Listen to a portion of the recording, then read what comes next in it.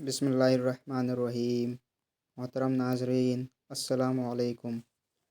ہرکلس شام روم نے ان کے پاس قریش کے قافلے میں ایک آدمی بلانے کو بھیجا، اور اس وقت یہ لوگ تجارت کے لیے ملک شام گئے ہوئے تھے، اور یہ وہ زمانہ تھا جب رسول اللہ صلی اللہ علیہ وسلم نے قریش اور ابو سفیان سے ایک وقیع عہد کیا ہوا تھا۔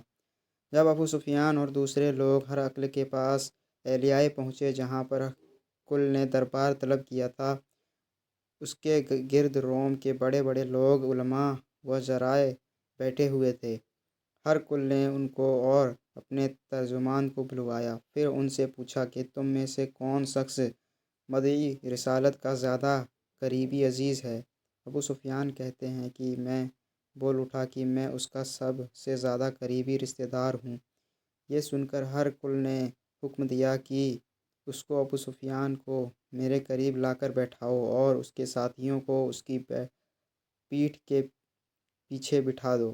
پھر اپنے ترجمان سے کہا کہ ان لوگوں سے کہہ دو کہ میں ابو سفیان سے ایک شخص کے یعنی محمد صلی اللہ علیہ وسلم کے حالات پوچھتا ہوں۔ اگر یہ مجھ سے کسی بات میں جھوٹ بول دے تو تم اس کا جھوٹ ظاہر کر دینا۔ ابو سفیان کا قول ہے کہ خدا کی قسم، اگر مجھے یہ غیرت نہ آتی کہ یہ لوگ مجھ کو جھٹلائیں گے تو میں آپ صلی اللہ علیہ وسلم کی نسبت ضرور غلط گوئی سے کام لیتا۔ خیر، پہلی بات جو ہرقل نے مجھ سے پوچھی وہ یہ ہے کہ اس شخص کا خاندان تم لوگوں میں کیسا ہے؟ میں نے کہا وہ تو بڑے اور اونچے عالی نسب والے ہیں۔ کہنے لگا اس سے پہلے بھی کسی نے تم لوگوں میں ایسی بات کہی تھی؟ میں نے کہا نہیں۔ کہنے لگا اچھا، اس کے بڑوں میں کوئی بادشاہ ہوا ہے؟ میں نے کہا نہیں۔ پھر اس نے کہا بڑے لوگوں نے اس کی پیروی اختیار کی ہے یا کمزوروں نے؟ میں نے کہا نہیں، کمزوروں نے۔ پھر کہنے لگا اس کے تابع دار روز بڑھتے جاتے ہیں یا کوئی ساتھی پھر بھی جاتا ہے؟ میں نے کہا نہیں۔ کہنے لگا کہ کیا اپنے اس دعوے سے پہلے کبھی اس نے جھوٹ بولا ہے؟ میں نے کہا نہیں، اور اب ہماری اس سے ایک مقررہ مدت ٹھہری ہوئی ہے، معلوم نہیں وہ اس میں کیا کرنے والا ہے۔ ابو سفیان کہتے ہیں میں اس بات کے سوا اور کوئی جھوٹ اس گفتگو میں شامل نہ کر سکا۔ ہرقل نے کہا کیا تمہاری اس سے کبھی لڑائی بھی ہوتی ہے؟ ہم نے کہا ہاں۔ بولا پھر تمہاری اور اس کی جنگ کا کیا حال ہوتا ہے؟ میں نے کہا لڑائی ڈول کی طرح ہے، کبھی وہ ہم سے میدان جنگ جیت لیتے ہیں اور کبھی ہم ان سے جیت لیتے ہیں۔ ہرقل نے پوچھا وہ تمہیں کس بات کا حکم دیتا ہے؟ میں نے کہا وہ کہتا ہے کہ صرف ایک اللہ ہی کی عبادت کرو، اس کا کسی کو شریک نہ بناؤ، اور اپنے باپ دادا کی شرک کی باتیں چھوڑ دو، اور ہمیں نماز پڑھنے، سچ بولنے، پرہیزگاری اور صلہ رحمی کا حکم دیتا ہے۔ یہ سب سن کر پھر ہرقل نے اپنے ترجمان سے کہا کہ ابو سفیان سے کہہ دیں کہ میں نے تم سے اس کا نسب پوچھا تو تم نے کہا کہ وہ ہم میں عالی نسب ہے، اور پیغمبر اپنی قوم میں عالی نسب ہی بھیجے جایا کرتے ہیں۔ میں نے تم سے پوچھا کہ یہ بات تمہارے اندر اس سے پہلے کسی اور نے بھی کہی تھی تو تم نے جواب دیا کہ نہیں۔ تب میں نے کہا کہ اگر یہ بات اس سے پہلے کسی نے کہی ہوتی تو میں سمجھتا کہ اس شخص نے بھی اسی بات کی تقلید کی ہے جو پہلے کہی جا چکی ہے۔ میں نے تم سے پوچھا کہ اس کے بڑوں میں کوئی بادشاہ بھی گزرا ہے؟ تم نے کہا کہ نہیں۔ تو میں نے کہا کہ ان کے بزرگوں میں سے کوئی بادشاہ ہوا ہوگا تو کہہ دوں گا کہ وہ شخص اپنے آباء و خاندان کی بادشاہت اور ان کا ملک حاصل کرنا چاہتا ہے۔ اور میں نے تم سے پوچھا کہ اس بات کے کہنے سے پہلے تم نے کبھی اس کو دروغ گوئی کا الزام لگایا ہے؟ تم نے کہا نہیں۔ تو میں نے سمجھ لیا کہ جو شخص آدمیوں کے ساتھ دروغ گوئی سے بچے وہ اللہ کے بارے میں کیسے جھوٹی بات کہہ سکتا ہے؟ اور میں نے تم سے پوچھا کہ بڑے لوگ اس کے پیرو ہوتے ہیں یا کمزور آدمی؟ تم نے کہا کمزوروں نے اس کی اتباع کی ہے، تو یہی لوگ پیغمبروں کے متابعین ہوتے ہیں۔ اور میں نے تم سے پوچھا کہ اس کے ساتھی بڑھ رہے ہیں یا کم ہو رہے ہیں؟ تم نے کہا کہ بڑھ رہے ہیں۔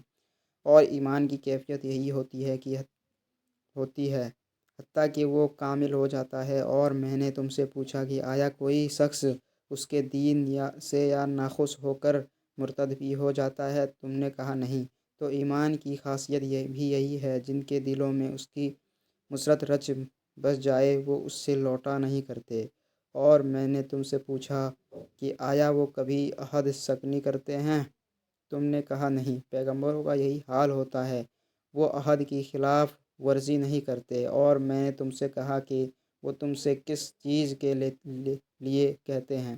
تم نے کہا کہ وہ ہمیں حکم دیتے ہیں کہ اللہ کی عبادت کرو، اس کے ساتھ کسی کو شریک نہ ٹھہراؤ، اور تمہیں بتوں کی پرستی سے روکتے ہیں، سچ بولنے اور پرہیزگاری کا حکم دیتے ہیں۔ لہٰذا اگر یہ باتیں جو تم کہہ رہے ہو سچ ہیں تو عنقریب وہ اس جگہ کا مالک ہو جائے گا کہ جہاں میرے یہ دونوں پاؤں ہیں۔ مجھے معلوم تھا کہ وہ آنے والا ہے، مگر مجھے یہ معلوم نہیں تھا کہ وہ تمہارے اندر ہوگا۔ اگر میں جانتا کہ اس تک پہنچ سکوں گا تو اس سے ملنے کے لیے ہر تکلیف گوارا کرتا۔ اگر میں اس کے پاس ہوتا تو اس کے پاؤں دھوتا۔ ہر کل نے رسول اللہ صلی اللہ علیہ وسلم کا وہ خط منگایا جو آپ نے دہیہ کلبی رضی اللہ عنہ کے ذریعے حاکم بصرہ کے پاس بھیجا تھا، اور اس نے وہ ہر کل کے پاس بھیج دیا تھا۔ پھر اس کو پڑھا تو اس میں لکھا تھا، اللہ کے نام کے ساتھ جو نہایت مہربان اور رحم والا ہے۔ اللہ کے بندے اور اس کے پیغمبر محمد صلی اللہ علیہ وسلم کی طرف سے یہ خط ہر بادشاہ روم کے لیے، اس شخص پر سلام جو ہدایت کی پیروی کرے۔ اس کے بعد میں آپ کے سامنے دعوت اسلام پیش کرتا ہوں۔ اگر آپ اسلام لے آئیں گے تو دین و دنیا میں سلامتی نصیب ہوگی، اللہ آپ کو دوہرا ثواب دے گا، اور اگر آپ میری دعوت سے روگردانی کریں گے تو آپ کی رعایا کا گناہ بھی آپ ہی پر ہوگا۔ اور اے اہل کتاب، ایک ایسی بات پر جاؤ جو ہمارے اور تمہارے درمیان یکساں ہے، وہ یہ کہ ہم اللہ کے سوا کسی کی عبادت نہ کریں اور کسی کو اس کا شریک نہ ٹھہرائیں، اور نہ ہم میں سے کوئی کسی کو خدا کے سوا اپنا رب بنائے۔ پھر اگر وہ اہل کتاب اس بات سے منہ پھیر لے تو مسلمانوں، تم ان سے کہہ دو کہ تم مانو یا نہ مانو، ہم تو ایک خدا کے اطاعت گزار ہیں۔ ابو سفیان کہتے ہیں، جب ہر کل نے جو کچھ کہنا تھا کہہ دیا اور خط پڑھ کر فارغ ہوا تو اس کے ارد گرد بہت شور و غوغا ہوا، بہت سی آوازیں اٹھیں اور ہمیں باہر نکال دیا گیا۔ تب میں نے اپنے ساتھیوں سے کہا کہ ابو قزبہ کے بیٹے، آپ حضرت صلی اللہ علیہ وسلم کا معاملہ تو بہت بڑھ گیا، دیکھو تو اس سے بنی اسفر روم کا بادشاہ بھی ڈرتا ہے۔ مجھے اس وقت سے اس بات کا یقین ہو گیا کہ حضور صلی اللہ علیہ وسلم عنقریب غالب ہو کر رہیں گے، حتیٰ کہ اللہ نے مجھے مسلمان کر دیا۔ ابن ناطور اہلیہ حاکم ہر کل کا مصاحب اور شام کے نصارہ کا لاٹ پادری بیان کرتا تھا کہ ہر کل جب اہلیہ آیا ایک دن صبح کو پریشان اٹھا تو اس کے درباریوں نے دریافت کیا کہ آج ہم آپ کی حالت بدلی ہوئی پاتے ہیں، کیا وجہ ہے؟ ابن ناطور کا یہ بیان ہے کہ ہر کل نجومی تھا، علم نجوم میں وہ پوری مہارت رکھتا تھا۔ اس نے اپنے ہم نشیبوں کو بتایا کہ میں نے آج رات ستاروں پر نظر ڈالی تو دیکھا کہ ختنہ کرنے والوں کا بادشاہ ہمارے ملک پر غالب آ گیا۔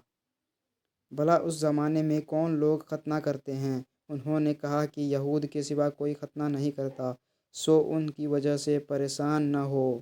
سلطنت کے تمام شہروں میں یہ حکم لکھ بھیجیے کہ وہاں جتنے یہودی ہوں سب قتل کر دیے جائیں گے۔ وہ لوگ انہی باتوں میں مشغول تھے کہ ہر کل کے پاس ایک آدمی لایا گیا جسے شاہ عثمان نے بھیجا تھا۔ اس نے رسول اللہ صلی اللہ علیہ وسلم کے حالات بیان کیے۔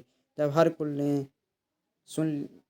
سارے حالات سن لیے تو کہا کہ جا کر دیکھو وہ ختنہ کیے ہوئے ہیں یا نہیں۔ انہوں نے اسے دیکھا تو بتلایا کہ وہ ختنہ کیا ہوا ہے۔ ہر کل نے جب اس شخص سے عرب کے بارے میں پوچھا تو اس نے بتلایا کہ وہ ختنہ کرتے ہیں۔ تب ہر کل نے کہا کہ یہی محمد صلی اللہ علیہ وسلم اس امت کے بادشاہ ہیں جو پیدا ہو چکے ہیں۔ پھر اس نے اپنے ایک دوست کو رومیہ خط لکھا اور وہ بھی علم نجوم میں ہرقل کی طرح ماہر تھا۔ پھر وہاں سے ہرقل حمص چلا گیا۔ ابھی حمص سے نکلا نہیں تھا کہ اس کے دوست کا خط اس کے جواب میں آ گیا۔ اس کی رائے بھی حضور صلی اللہ علیہ وسلم کے ظہور کے بارے میں ہرقل کے موافق تھی کہ محمد صلی اللہ علیہ وسلم پیغمبر ہیں۔ ان کے بعد ہرقل نے روم کے بڑے آدمیوں کو اپنے حمص کے محل میں طلب کیا اور اس کے حکم سے محل کے دروازے بند کر لیے۔ پھر وہ ماہر آیا اور کہا، اے روم والو، کیا ہدایت اور کامیابی میں کچھ حصہ تمہارے لیے بھی ہے؟ اگر تم اپنی سلطنت کی بقا چاہتے ہو تو پھر اس نبی صلی اللہ علیہ وسلم کی بیعت کر لو اور مسلمان ہو جاؤ۔ یہ سننا تھا کہ پھر وہ لوگ وحشی گدھوں کی طرح دروازوں کی طرف دوڑے مگر انہیں بند پایا۔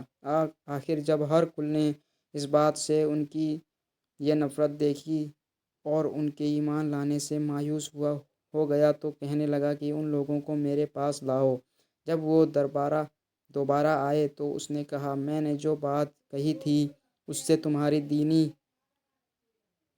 چنتگی کی آزمائش مقصود تھی، سو وہ میں نے دیکھ لی۔ تب یہ بات سن کر وہ سب کے سب اس کے سامنے سجدے میں گر پڑے اور اس سے خوش ہو گئے۔ بالآخر ہرقل کی آخری حالت یہی رہی۔ ابو عبداللہ کہتے ہیں کہ اس حدیث کو صالح بن کیسان، یونس اور معمر نے بھی زہری سے روایت کیا ہے۔